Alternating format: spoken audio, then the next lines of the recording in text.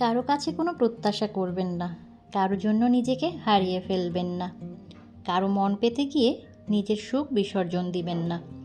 অন্যদের জন্য সব উজাড় করে দিলে শেষটায় হয়তো নিজের জন্য আর কিছুই অবশিষ্ট থাকবে না, না ভালোবাসা, না সম্মান, আর না প্রশান্তি। হ্যালো এভরিওয়ান, আসসালামু আলাইকুম। কেমন আছেন সবাই? বাংলাদেশি ব্লগার লিপি চ্যানেল থেকে আমি লিপি আমার লাইফের নতুন আরেকটি লাইফস্টাইল ব্লগ নিয়ে আপনাদের মাঝে হাজির হয়ে গেলাম। আশা করছি যে যেখান থেকে আমার আজকের ভিডিওটি দেখছেন সবাই সুস্থ আছেন, ভালো আছেন এবং নিরাপদে আছেন। আলহামদুলিল্লাহ, আল্লাহর রহমতে আমিও আমার পরিবারের সবাইকে নিয়ে ভালো আছি। সকালবেলা ঘুম থেকে উঠেই দেখছি যে বাইরে খুব সুন্দর বৃষ্টি হচ্ছে। তো আমার মেয়েকে বলছিলাম যে স্কুলে যেতে হবে না, এই ভিডিওটা হচ্ছে বৃহস্পতিবারে করা। বৃহস্পতিবার থেকে আজ পর্যন্ত কিন্তু সব জায়গাতেই বৃষ্টি হচ্ছে, তো কে শুনে কার কথা, সে স্কুলে যাবি। তো আমাদের ঘরে হচ্ছে মেঘলা আবহাওয়া হোক আর ঝড় বৃষ্টি হোক, খিচুড়ি লাগবেই। তো যেহেতু বুধবার দিন রাত থেকেই কিন্তু মেঘলা মেঘলা আকাশ ছিল, আমি হচ্ছে সেই ওয়েদার ডিমান্ড খাবার রান্না করেছি, খিচুড়ি রান্না করেছিলাম আর হচ্ছে ডিম ভুনা করেছিলাম। এইদিকে হচ্ছে আলিফার পাপা আবার বিরিয়ানি নিয়ে আসছিল আমাদের সবার জন্যই। তো আমরা হচ্ছে খিচুড়ি বিরিয়ানি মিলিয়ে ঝিলিয়ে রাতে খেয়েছি। আর যে খিচুড়ি অবশিষ্ট ছিল সেটা হচ্ছে গরম করে এখন মেয়ের টিফিনে নাস্তায় দিয়ে দিচ্ছি। আর কিছু বিরিয়ানি ছিল সেটা গরম করে ওর টিফিনের জন্য দিয়ে দিলাম। আমার মেয়ে খিচুড়ির সাথে একমাত্র মাংস ছাড়া আর কিছুই খায় না, প্রয়োজনে সে শুধু খাবে, কিন্তু অন্য কোনো কিছু দিয়ে আর খিচুড়ি খাবে না। তো আমি হচ্ছে শুধু খিচুড়িটাই গরম করে ওকে খাইয়ে স্কুলে পাঠিয়ে দিয়েছি।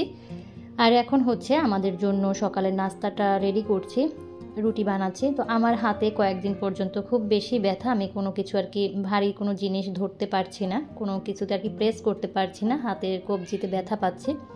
আজকে রুটিগুলো বানাতে ভীষণ কষ্ট হচ্ছিল, আর রুটিগুলো কিন্তু তেমন সুন্দর হয় না, আঁকা বাঁকা হয়েছে, কারণ বেলতে পারছিলাম না, অনেক বেশি কষ্ট হচ্ছিল। তো তারপরেও যেভাবে পেরেছি সেভাবেই বেলেছি। আর এই যে আমার কিন্তু রুটিগুলো বানানো হয়ে গিয়েছে। সুন্দর এই মাটির তাওয়াটিতে আমি কিন্তু আজকের রুটিগুলো ভেজে নিচ্ছি। তো আপনাদের যদি কারো এই সুন্দর মাটির তাওয়াটা প্রয়োজন হয়, তাছাড়া আমার কাছে কিন্তু আপনারা মাটির ভাতের হাঁড়ি, তরকারির হাঁড়ি, কড়াই, দুধের হাঁড়ি, কলস, মাটির তাওয়া, মাছ ভাজার তাওয়া এগুলো পেয়ে যাবেন। যদি কারো এইসব মাটির জিনিস প্রয়োজন হয়, আমার স্ক্রিনে দেওয়া নাম্বারে হোয়াটসঅ্যাপ বা ইমোতে আমার সাথে যোগাযোগ করতে পারেন। চাইলে আমার সাথে সরাসরি ফোন করেও কথা বলতে পারেন। তাছাড়া আমার প্রত্যেকটা ভিডিও ডেসক্রিপশন বক্সে আমার পেজের লিংক দেওয়া আছে, সেখানে চাইলে আপনারা ইনবক্স করতে পারেন। তো আমার এই মাটির তাওয়াটা কিন্তু অনেক দিন যাবত আমার সাথেই আছে, আমি বিজনেস শুরু করার শুরু থেকে আমার সাথে আছে। আমার যারা পুরানো ভিউয়ার্স আছেন তারা কিন্তু সেই থেকেই দেখতে পাচ্ছেন যে এই তাওয়াটা আমি ব্যবহার করছি। আলহামদুলিল্লাহ এখন পর্যন্ত ভালো আছে। তবে বাসা চেঞ্জ করার সময় একটু ফেটে গিয়েছে। আসলে বাসা চেঞ্জ করার সময় আমার অনেক মাটির হাঁড়ি পাতিল নষ্ট হয়েছে, বিশেষ করে আমি যেগুলো ব্যবহার করতাম সেগুলো একটু অসাবধানতার কারণে ভেঙে গিয়েছে, আর আমার বিজনেসের কিছু জিনিসও নষ্ট হয়েছে। তো সেখান থেকে হচ্ছে তাওয়াটা কিন্তু এক পাশে একটু ফেটে গিয়েছে, আপনারা লক্ষ্য করলে কিন্তু বুঝতে পারবেন। এরপরে হচ্ছে আমি আর আলিফার পাপা নাস্তাটা করে নিয়েছি, আলিফার পাপা অলরেডি চলে গিয়েছে। আর আমি হচ্ছে আমার চাটা এখানে একটু সুন্দরভাবে পরিবেশন করছি। এই সুন্দর পরিবেশন করে চাটা নিয়ে আমি চলে যাব ব্যালকনিতে বৃষ্টি বিলাসের সাথে, 1 কাপ দুধ চা গরম গরম। তো বৃষ্টি বিলাস করব আর চা খাবো। বাসায় যেহেতু কেউ নেই, আমি একা, তাই নিজের মতো করে নিজেকে একটু সময় দিব। আর বৃষ্টির দিনটা আমার ভীষণ ভালো লাগে, খুব বেশি আমার পছন্দ বৃষ্টির দিনটা। বাইরে তো অঝরে বৃষ্টি হচ্ছে, আর আমার একদমই তেমন কোনো সংসারের কাজকর্ম করতে ইচ্ছা করছিল না, খুব বেশি আলসামি লাগছিল। তো ভাবলাম যে মানি প্লান্টগুলোকে একটু গোসল করিয়ে দেই, যেহেতু আমার বারান্দায় ওই রকমের বৃষ্টি এসে গাছগুলোকে আর কি ভিজিয়ে দেয় না, শুধু ছিটা আসে। আর ছিটা এসে তাহলে কেমন জানি পাতাগুলোতে আবার কাদা কাদা ফোট ফোট জমে থাকে। তো ভাবলাম যে আমি পাতাগুলোকে আজকে ভালো করে ক্লিন করে দেই, তারপরে বৃষ্টির পানিতে ওরা গোসল করে নিবে। আর শাহানাজ পারভিন আইডি থেকে আপু আমাকে কমেন্টস করেছিল আমি যে পানিতে মানি প্লান্ট রেখেছি এগুলোর গোড়া পচে যায় কিনা। আপু নাকি পানিতে মানি প্লান্ট রাখলে গোড়া পচে যায়। তো আপু একটু দেখতে চেয়েছিল, জানতে চেয়েছিল। তো আপু এই যে আমি কিন্তু দেখিয়ে দিচ্ছি, আমার মানি প্লান্টের গোড়াগুলো কিন্তু পচে যায়নি, মাশাআল্লাহ খুব সুন্দরভাবে শিকড় গজিয়েছে। আর শুধু তাই না, মানি প্লান্টের গোড়া থেকে কিন্তু নতুন পাতাও গজিয়েছে। আমি কিন্তু শুধু পানিতেই এটা রেখেছি, আর কিছু পাথর দিয়ে রেখেছি, কারণ এই গাছগুলো যেন সোজা হয়ে দাঁড়িয়ে থাকে সেজন্য। আর কোনো কিছুই কিন্তু দেই না। 2-1 দিন পর পর আপু পানিটা চেঞ্জ করে দিবেন, গোড়াগুলো ভালোভাবে ধুয়ে দিবেন, দেখবেন আর পচে যাবে না।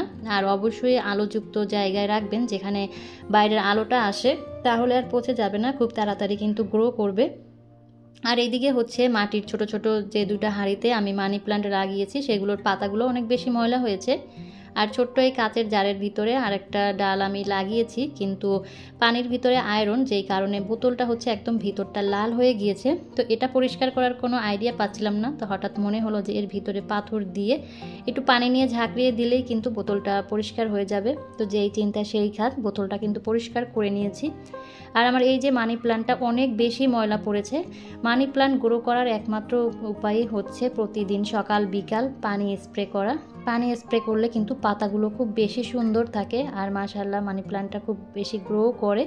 তো আমার যেহেতু ওই রকমের করে সময় হয় না সকাল বিকাল 2 বেলায় পানি স্প্রে করার, হয়তো বা দেখা যায় 2-1 দিন করি, এরপরে আর করা হয় না। তো আমি হচ্ছে একটা নেট ব্যাগ দিয়ে, মানে জালি ব্যাগ দিয়ে খুব সুন্দর করে আলতো হাতে ঘষে ঘষে পাতাগুলো পরিষ্কার করে দিলাম। আর প্রত্যেকটা গাছেরই ধুলাবালি পরিষ্কার করেছি। এখন এগুলোকে বারান্দায় রাখবো, আর ওরা হচ্ছে মনের আনন্দে বৃষ্টির পানিতে গোসল করে নিবে, তখন ওদের সৌন্দর্য আরও বেড়ে যাবে। অনেকক্ষণ শুয়েছিলাম, একটুকু ভালো লাগছিল না, এদিকে বাইরে বৃষ্টি হচ্ছে, তাই হচ্ছে মেয়ের সাথে আর দেখা করতেও যেতে পারি না। আর আমি হচ্ছে ওকে সকালবেলায় একটু টিফিন বেশি করে দিয়েছিলাম, আর বলে দিয়েছিলাম যে যদি বৃষ্টি হয় তাহলে আমি যাব না, তুমি যেন ভয় পেও না, আমাকে খুঁজো না, আমি একবারে 2:30টার সময় গিয়ে তোমাকে স্কুল থেকে নিয়ে আসব। তো এরপরে ভাবলাম কি করা যায়, ঘরে তেমন কোনো কাজও নাই, তো ভাবলাম যে আজকে তাহলে আমার ফ্রিজের মানে নর্মাল পোর্শনটা একটু পরিষ্কার করে নেই। আর আজকে হচ্ছে আমি আপনাদের সাথে শেয়ার করব আমি কোন এরিয়াতে থাকি, আমার কয় রুমের বাসা, আমার বাসা ভাড়া কত। তো আমি হচ্ছে শনি একরাতে থাকি, আর শনি একরাতে আমি এসেছি কিন্তু ডিসেম্বরের 3 তারিখে, প্রায় 6 মাস হয়ে গিয়েছে আমি এখানে এসেছি। আর আমি যে এরিয়াতে থাকি সেই এরিয়াটার নাম হচ্ছে পাটের বাগ। আমি হচ্ছে শনি একরার পাটের বাগ এরিয়াতে থাকি। তো আমি জানি আমার অনেক আপুরাই আছেন যারা কিনা শনির আকড়াতে থাকেন। তো কে কে শনি আকড়াতে থাকেন, আমার আশেপাশে কে কে থাকেন, আজকের ভিডিওতে কমেন্টস করে যাবেন। তো যদি আপনাদের কোনো প্রবলেম না থাকে তাহলে কমেন্টস করে যাবেন কে কোন এরিয়াতে থাকেন, আমার আশেপাশে কোন কোন আপুরা আছেন। তো আমার কোনো সমস্যা নেই, আমার আশেপাশে যেসব আপুরা আছেন তারা চাইলে আমার বাসায় কিন্তু আসতে পারেন। আপনাদেরকে আজকে আমার ভিডিওর মাধ্যমে দাওয়াত দিলাম চায়ের বাসায়।